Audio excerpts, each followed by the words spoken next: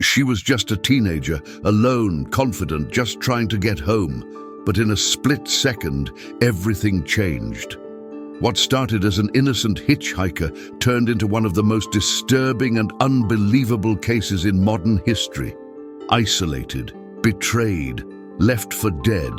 But what the attacker didn't know is that Emily Vance's story was just beginning. Get ready to meet the young woman who defied death and exposed an evil that no one ever imagined facing. Emily Vance was a teenager like any other, full of dreams and plans. At 15 years old, I already felt the restlessness of someone seeking independence and adventure.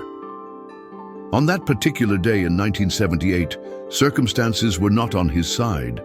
After a family discussion and determined to return home, she opted for a common solution at the time: hitchhiking. For many, this was routine, something seen as safe and even necessary on long desert roads. Emily, confident, extended her thumb to the side of the road without imagining that that simple gesture would mark the beginning of one of the most traumatic episodes of her life. A short time later, a vehicle approached and stopped. At the wheel was Leonard Stanton, a middle-aged man who seemed friendly and even fatherly. His calm manner and kind offer to take her home were enough to reassure Emily. With no obvious signs of threat, she accepted the invitation and got into the car, believing she was making a practical and safe choice.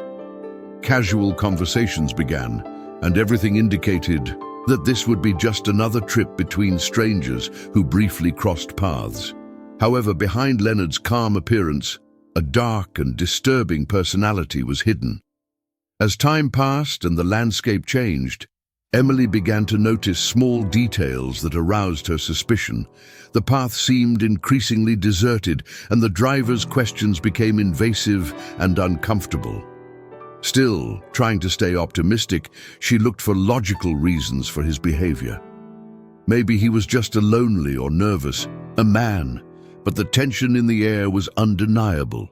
Emily, young and with no experience in dangerous situations, tried to rationalize what she felt. However, discomfort gave way to silent fear when he realized that Leonard had strayed from the main route. It was at this moment that the atmosphere completely changed. The feeling of security dissolved, giving way to a growing restlessness. Emily tried to remain calm, asking where they were going and suggesting that they take the correct route. Leonard, until then cordial, changed his tone and started ignoring her questions.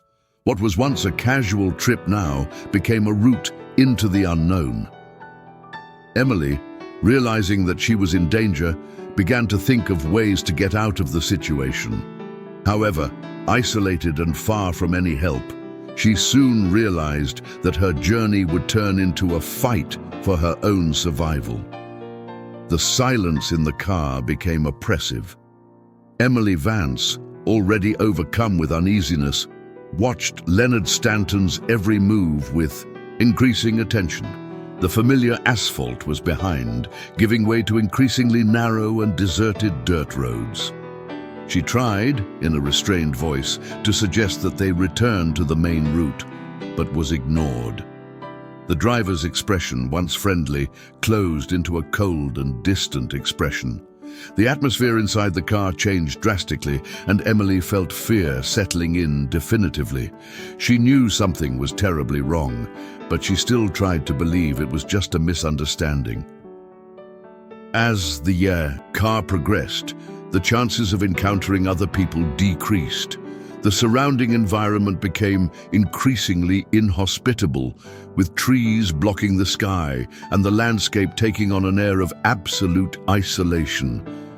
Emily realized there would be no one around to witness or help. It was then that she tried her last trick. She spoke firmly, demanding that Leonard let her leave. He didn't respond.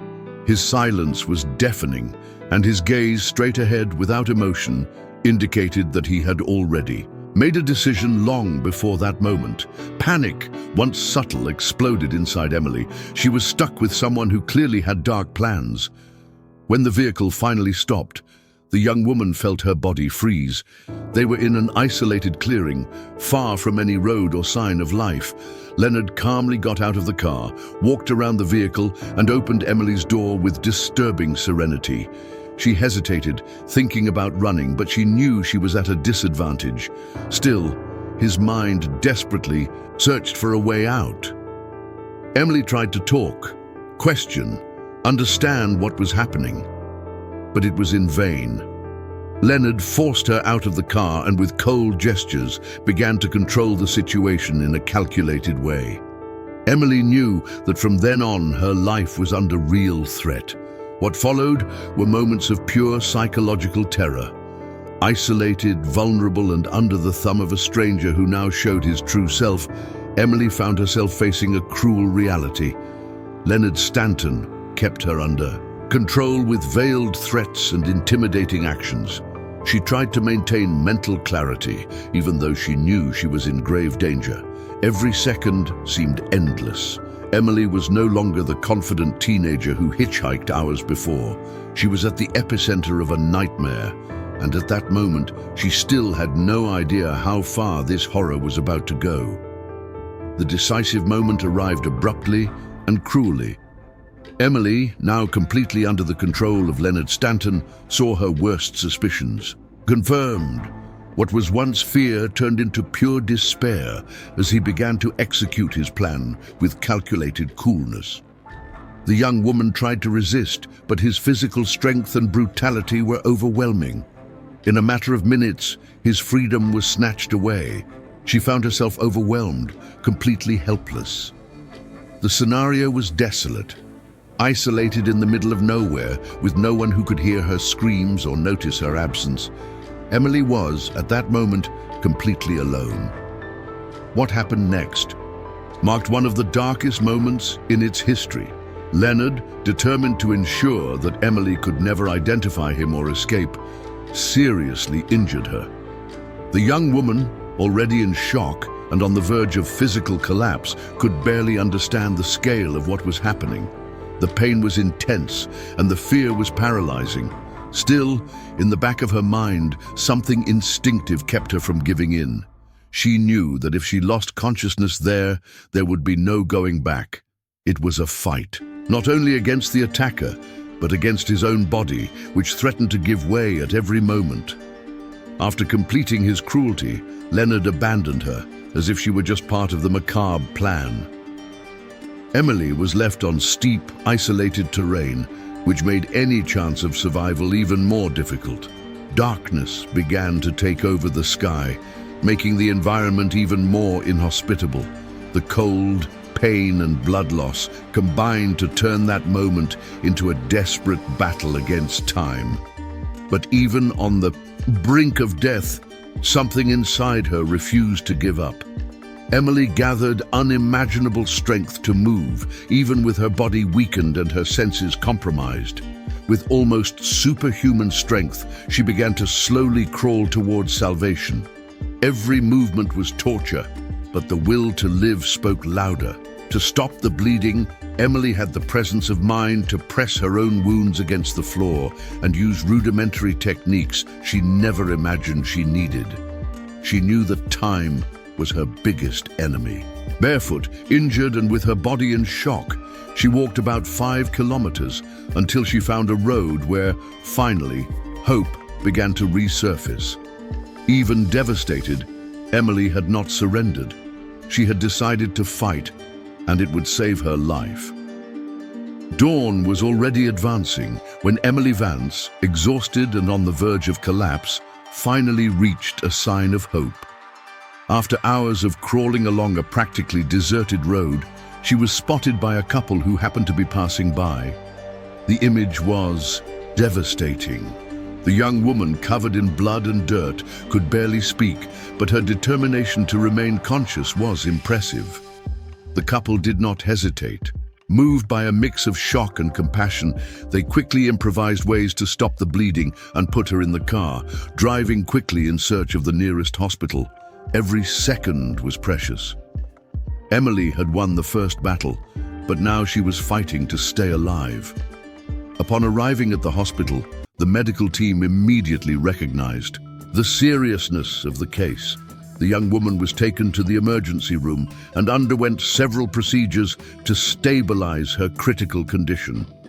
News of the brutality of the attack and Emily's incredible resilience quickly spread throughout the hospital, reaching local media within hours.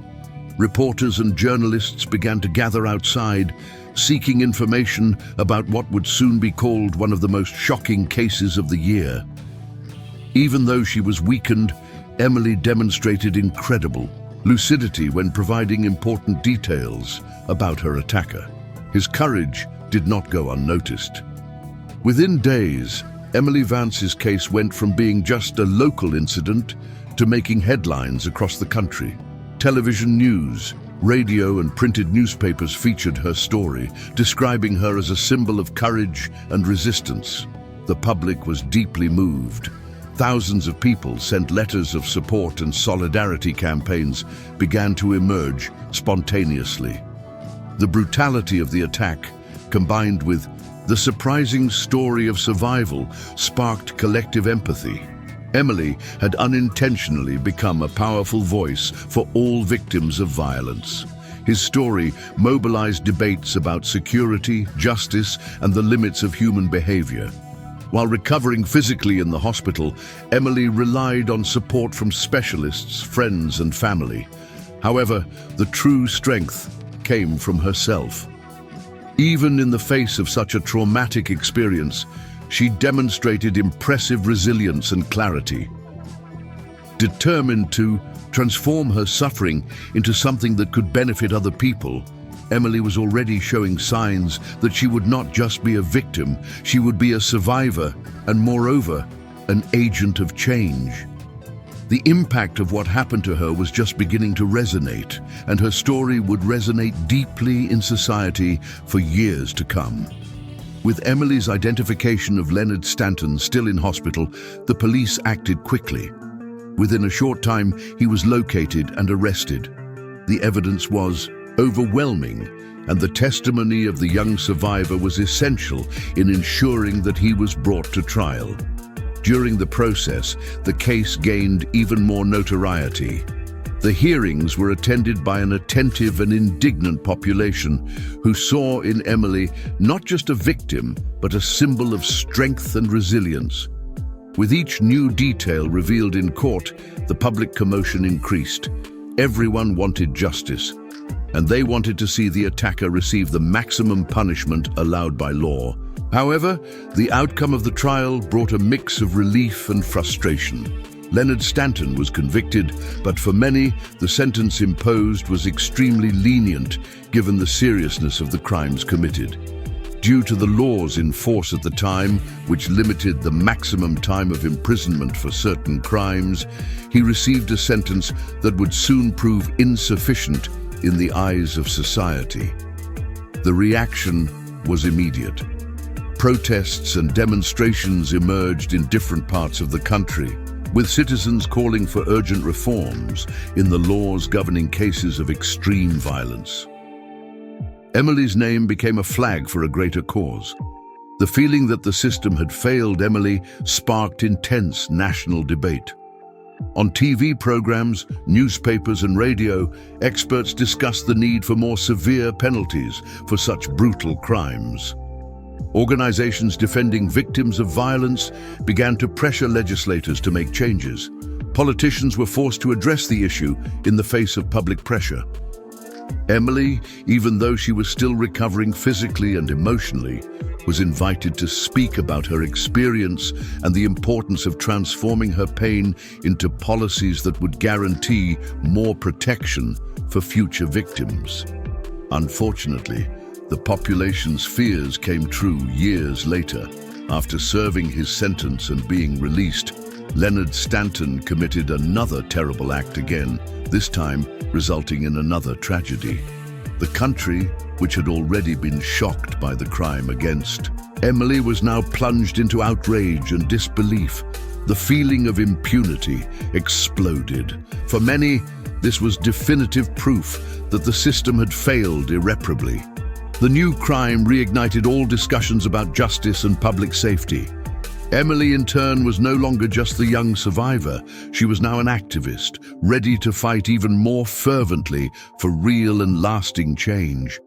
Even with all the physical and emotional scars, Emily Vance refused to live under the shadow of tragedy. What many would consider the end was, for her, the beginning of a new mission. The young woman, who had faced the worst of human nature, decided that her story would not end in pain. As soon as he regained strength, he began to dedicate himself to defending victims of violence. His first steps as an activist were discreet but firm. She used her experience to give a voice to those who, like she once was, found themselves in vulnerable and fearful situations. Emily knew her testimony was powerful, and she was determined to use it for good. As time passed, his presence at conferences, interviews, and public hearings became increasingly frequent. Emily has become a symbol of overcoming and resilience.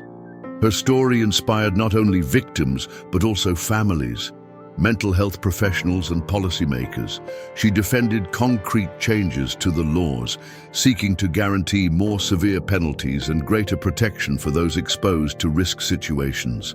In each speech, he emphasized the importance of transforming pain into fuel for social change. For Emily, surviving hadn't been enough. She wanted to make sure others didn't have to go through the same thing. His journey, however, was not easy. Reliving her trauma for the benefit of other people required courage and constant emotional balance. Emily faced not only painful memories, but also resistance from sectors that did not see the need to reform laws considered outdated. Still, she never backed down. His authenticity and determination earned him respect and support. Little by little, the social pressure that helped to build resulted in important advances in legislation. She saw her words echo in legislative chambers and eventually turn into real protection for thousands of potential victims. Today, Emily Vance is more than a survivor. She has become a global reference in the fight for victims' rights and awareness about violence and justice. His story crossed borders, being told in books, documentaries, and lectures around the world. She proves that even in the most extreme situations, courage can flourish and hope can be reborn. Emily turned her greatest pain into a driving force to change the world. His legacy is clear. As long as there are those who fight for justice and empathy, his voice will continue to echo as a reminder that the impossible can indeed be overcome. Emily Vance survived the unthinkable. She didn't choose to be remembered for pain, but she decided to be remembered by force. Between shadows and silence, she refused to be just another statistic. Her story reminds us that even in the darkest moments, courage can become our only light. If this story touched you, if Emily's journey made you reflect on resistance, justice, and hope, show your support, leave your like, subscribe to the channel, and turn on notifications. Here, real stories are given a voice, and every voice makes a difference.